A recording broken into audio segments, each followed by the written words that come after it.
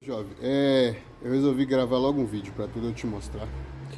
Esse carro bateu biela, ó. Aí o problema foi isso, riscou muito o eixo, ó. Ele fundiu praticamente as bronzinas, fundiu com o eixo, ó, pra tu ver. E tudo foi por causa do combustível. Tinha um combustível dentro do tanque, era pouco combustível também, mas eu vou te mostrar aqui no vídeo. Tudo foi por causa do combustível, ele deu um calço hidráulico no motor. Esse carro, nós teve que tirar esse combustível, ó, pra tu ver o combustível que estava dentro.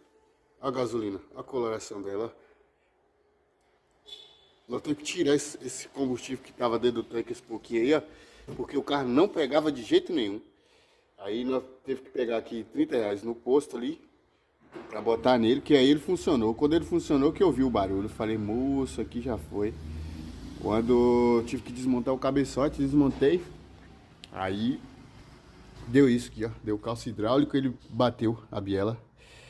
Aí o correto aqui é fazer o trampo filé, entendeu? Vai ter que tirar o bloco fora e fazer logo o serviço completo.